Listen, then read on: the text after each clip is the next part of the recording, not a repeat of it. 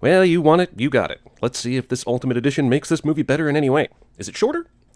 It is not shorter. Ah, welcome to the party, Jenna Malone. Just so you know, there's still going to be some absurd leaps in logic, unexplained coincidences, and continued overacting in this edition, but glad you're here. We've made it to our first difference in this movie, where we get to see Bruce's mom's face a lot better in one shot. Thank God this shot was restored, so that the redundant Bruce's parents get murdered scene could confirm that this asshole is about to shoot her in the chin. Luckily, Bruce Wayne is here to make sure this one easily seen kid gets back into the buddy line. The Ultimate Edition shows us these school children to explain that there was a field trip, which is why there's a random girl standing in the middle of a dangerous building collapse later. But there are two teachers here, one at the beginning and one at the end of the line. And they can't do a simple head count? Yes, things are chaotic, but apparently they prescribe to the Child Left Behind program. Africola, taste the feeling. You know what Huron always says when we're on assignment together? Not a goddamn thing. I like Huron. So far, Jimmy Olsen simply introduced himself and asked how she landed this interview. He hasn't been a jackass or insulted Lois in any way, but here he is getting cut out of the movie before Warner Brothers gets a chance to do it themselves. Your fixer said that the general approved photos? This line is included, in case you needed more evidence that the bad guys are even bigger assholes when they later smash Jimmy's camera. They did not tell me the interview was with the lady. Man, what's up with this fucking fixer? Does he communicate anything with anyone? He must be a random mechanic that everyone just assumes can arrange complex international media encounters with rebel killers. Who pays for the drones that pass over our heads at night? By this point in the theatrical release, Jimmy's camera is already smashed. Watch these two movies side by side, and you go back in time. Why the fuck would a clandestine tracker beacon beep this loudly, or at all? Stand down as an order. How do you go from a vapid military drama to an over-CGI doomsday in 3 hours or less? Stick around! The Ultimate Edition clears the air on whether or not this dude shot more dudes during this gunfight. Is there even anybody in this tank? It's just a parked tank, right? Maybe it's sabotage. I have no clue, but explosions! You are clear to engage. You know, if Superman had arrived a bit earlier and just saved Lois, and the CIA went ahead and blew the hell out of the village, there wouldn't be any reason for the Senate panel to investigate Superman. So Lex is extremely lucky here with the sequence of events, which is really this whole fucking movie. Also, let's talk about Lex's plan. He somehow knows Lois is going to interview an African warlord, knows the CIA is involved, somehow inserts his own men into the situation, knows that Superman will show up, knows that he can implicate Superman when things go wrong. If he was this smart, he should have won already. Drone v Superman. Yeah, the CIA was about to bomb this entire village. I assume at least one person saw the missile headed there, and heard the gunshots beforehand, but everybody fucking blames Soups for whatever reason. They should be thanking him for saving everyone else's life. Jesus, this fucking movie. Ultimate Edition of movie contains Ultimate Edition of Amy Adams acting solely through her face. He came down, then came fire. Now it makes a lot more sense. Superman is being accused of burning all those bodies, which we didn't see in the theatrical release. We're still not removing a sin because they still somehow find a way to blame Superman based on one person's testimony, a person they never vet once. Metropolis State. Also, more exciting football action, as can only be brought to you by the Ultimate Edition. Gotham City, you know how they are about their football team. Yep, it's all I ever hear about Gotham City. Their football fandom erupts in violence worse than Vancouver after a hockey loss. Zack Snyder drops a reference to another comic book movie that he epically f***ed. Honest to God, this cop climbs more stairs in this version. Can't make this shit up. So this guy is still running an underground sex trade organization, right? Do we give a shit what happens to him? More blood! More wine! More precoital looks! Also, R-rated Ultimate Edition still gives us a PG-13 naked Lois Lane. Those rich old ladies, they thought it was very cute, you know? Write checks for Lex. I know this extended scene is to fill some backstory about Lex's relationship with his father, but it really only gives us a few more seconds to be disappointed in Jesse Eisenberg's performance. To look him in his eye and ask him how he decides which lives count. It makes way more sense for Clark to be seeing something that actually matters to his story, rather than some nonsense about Batman branding people so you should hate him, like the theatrical release did. Still, if you watch these two versions, they made Clark react the same way to Batman's branding as they did to this lady's testimony about the stuff he allegedly did. The cake is a lie! What was the direction here? Henry, we're going to show something on the TV, you just stand there and emote. Underdog dreams dashed 10 yards between Gotham and glory. Wait, the only football game that was added to this edition was the blowout, when Metropolis State beat Gotham City 64-0. How is that 10 yards away from anything? Is she in? She's been gone. In fact, if she's smart, and she got out of this city. How long has it been since the Nairobi scene? We just saw Lois getting back yesterday, but the woman from the village has had time to say goodbye to her village after the Americans left and the government attacked, and she's had time to move to the US, appear in a Senate hearing in DC, rent an apartment, then move out? Guy just f***ed up a winning lottery ticket for an unnecessary bat sketch. Benefit for the Library of Metropolis. Someone on the committee requested that Clark Kent cover it. And newspapers give stories to reporters based on the requests of random people. Besides, doesn't he have football to cover? Also, assuming Lex is the one that invited Clark, how the f*** does he already know that Clark is Superman? There may be some logical explanation, but it's in neither of the cuts of this movie, so f*** that fake-ass knowledge. No bourbon? Kentucky girl like yourself? Even though we got plenty of evidence the senator is from Kentucky, this edition, which is ultimate by the way, requires this clumsy exchange to drive it home. Maybe one day Dad'll come back if I just keep everything the same. That is silly. Movie makes a ham-fisted attempt to explain that Lex has daddy issues. Farbatsy. Batastrophe. Who's that?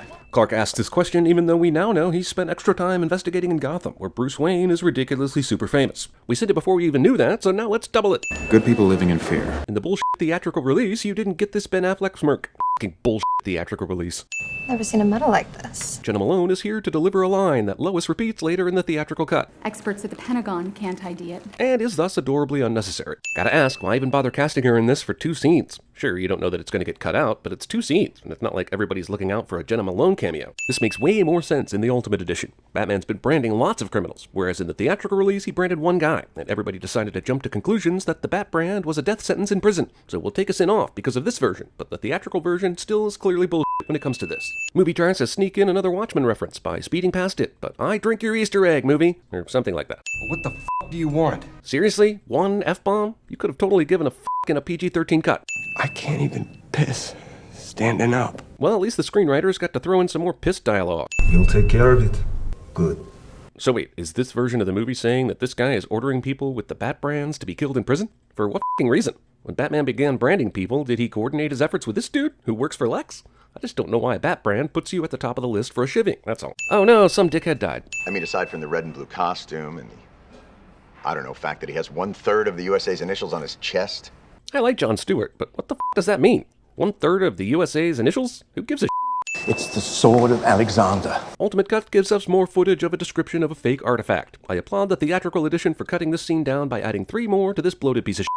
Okay, some people say this isn't a dream sequence because it doesn't show Bruce falling asleep, but there is no indication whatsoever that these are potentially real events. And he's shown waking up after that scene and the Flash scene. Any reasoning like that after the fact is just excusing this silly attempt of putting out-of-place fanboy wish fulfillment into a completely different movie. Even if it's not a dream sequence, it's basically that Thor nonsense from Age of Ultron, so it's sinful as shit. You know the mark all over, guards don't care.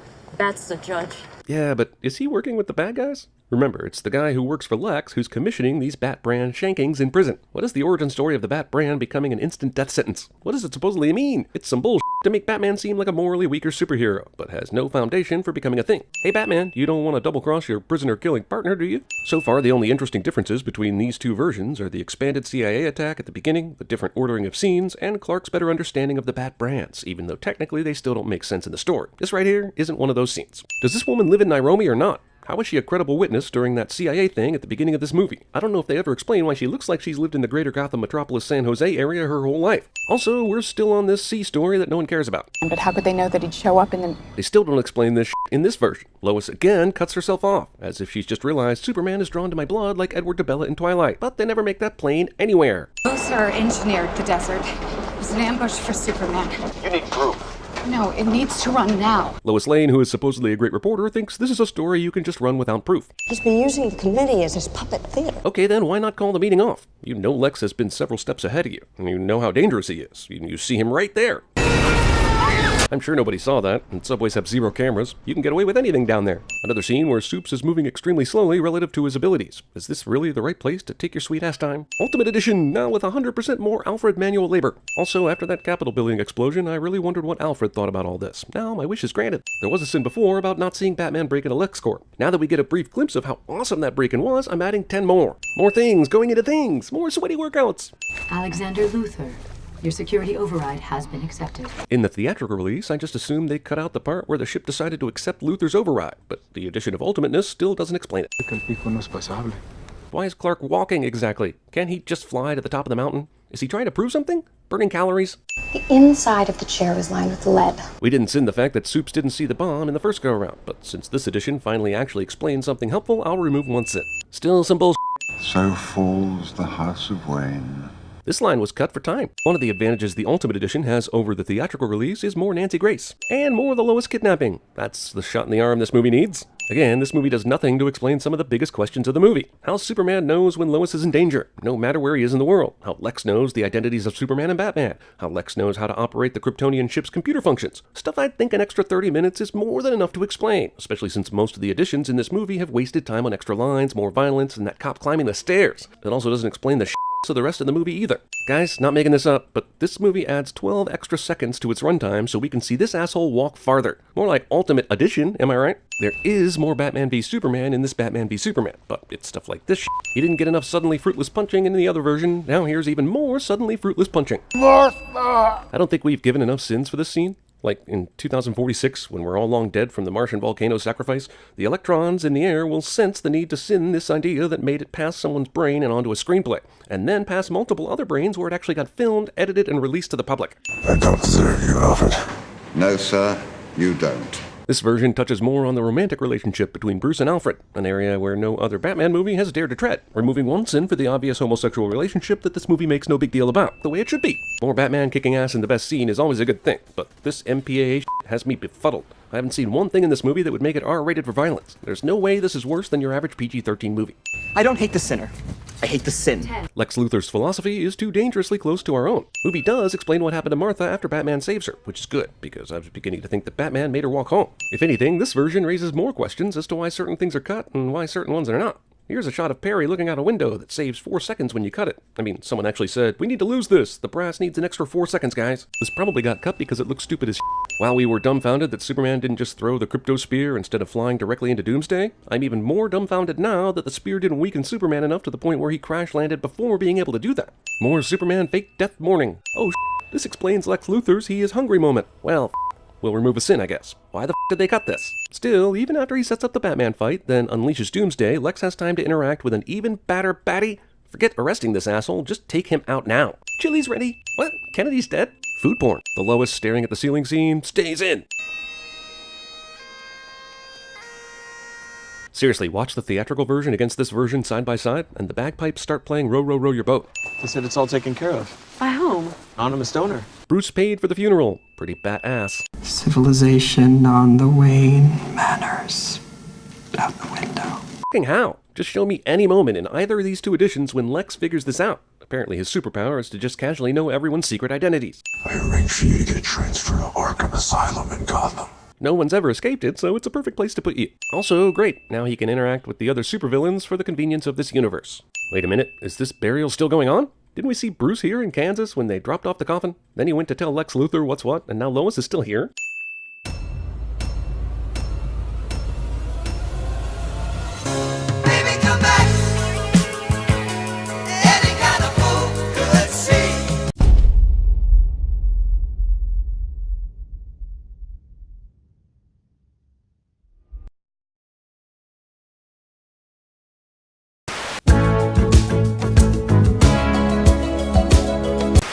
John boy. Tell me. You ever dance with the devil in the pale moonlight? I never really chopped wood before, but it certainly looks like fun. And what better way to make your grand entrance on the streets of Agrabah than riding your very own brand new camel? Watch out, they spit. You almost took my face off. I'd like to take his face off. I can't be late! It's my last chance! I'm Jose Canseco! I'm Jose Canseco! And here you sit, thinking. Well, Ricky Bobby is not a thinker. Ricky Bobby is a driver. Night of the fight, you may feel a slight sting. That's pride f***ing with you. F*** pride.